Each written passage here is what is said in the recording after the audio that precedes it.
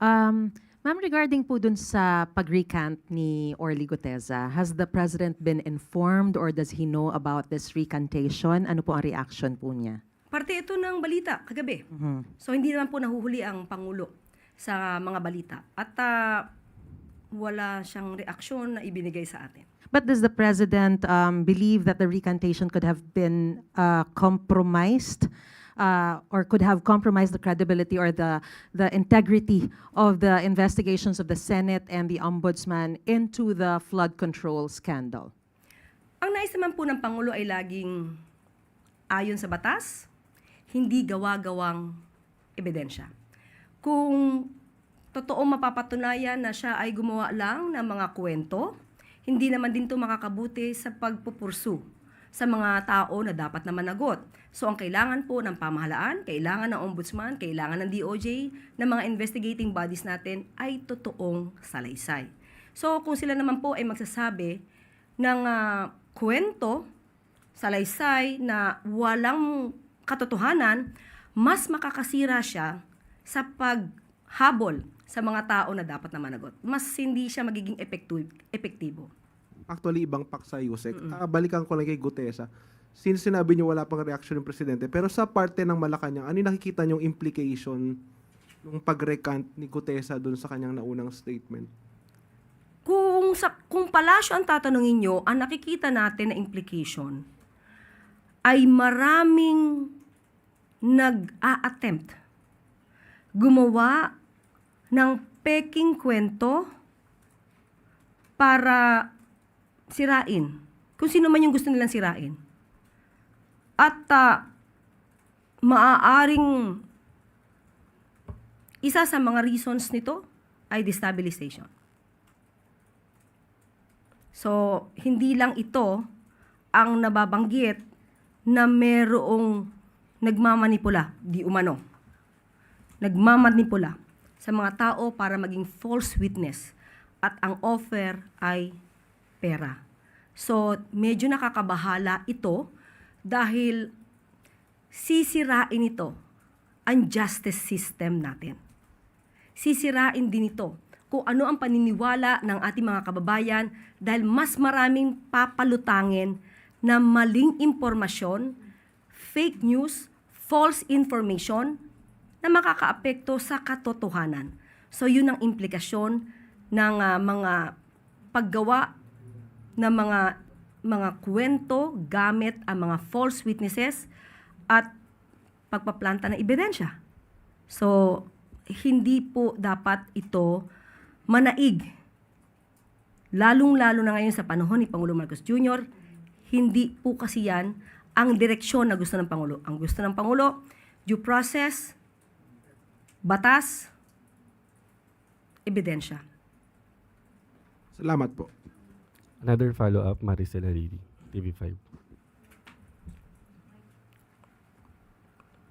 Good afternoon, Yusek. Yusek, you've mentioned nga na nakakabahala kapag may mga ganitong nagsasalita. So how does the government plan to put an end to this false statement?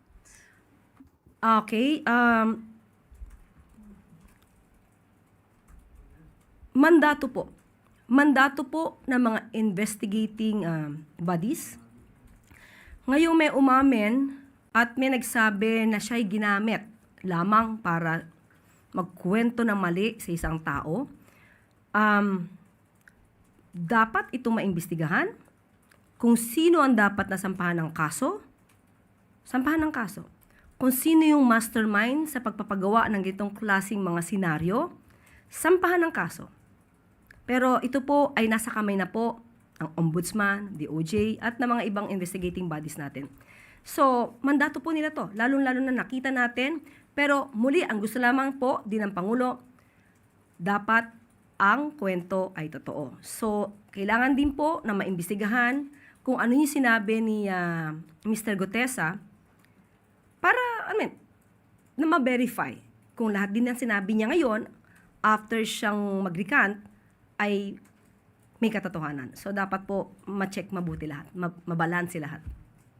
Yusek, ano pong gusto niyong sabihin dun sa mga especially yung mga gusto pang magsalita, especially particularly dito sa issue na to, para hindi na maulit yung mga false statements kung sakali.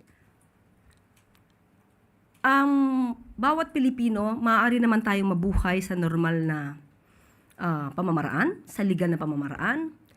Huwag tayong marahuyo, huwag tayong magpa-entice sa mga ino-offer na pera para lang manira ng taong maaaring inosente o maaaring walang kinalaman sa mga gagawin yung akusasyon dahil kumita man kayo, yung taong sinira nyo, hindi lang yung taong na yan ang masisira, kundi ang buong pamilya niyan, ang buong integridad niyan.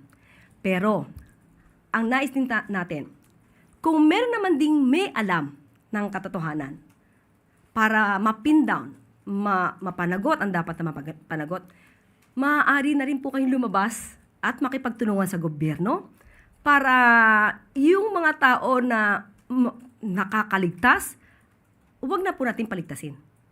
Kung meron po talaga silang kinalaman, pagtulungan na po ng lahat para mabigay lahat ng ebidensya para makasuhan sila. So yun naman po. Pero muli dapat po totoong kwento at hindi gawa-gawa. Marami pong salamat. Wala na pong katanungan. Balik na po sa Yusek. Maraming salamat. At bago tayo magtapos, kaninang umaga ay tumungo si Pangulong Ferdinand R. Marcos Jr.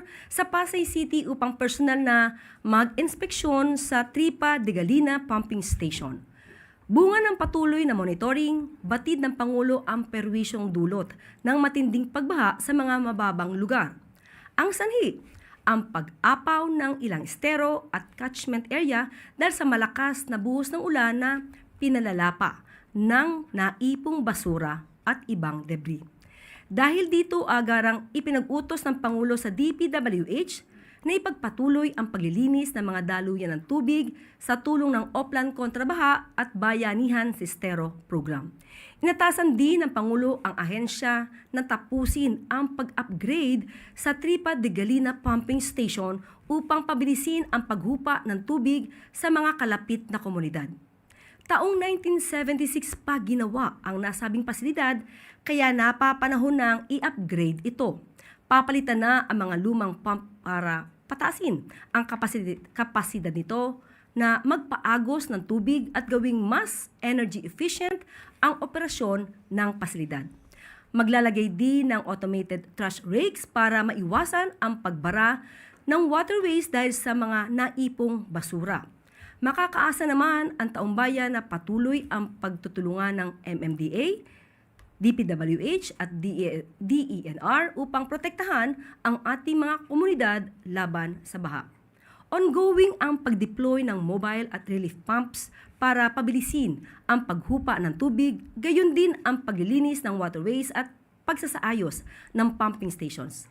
Tinitiyak din ng mga ahensya na sapat ang supply ng kuryente sa pumping stations para suportahan ang automation ng mga ito.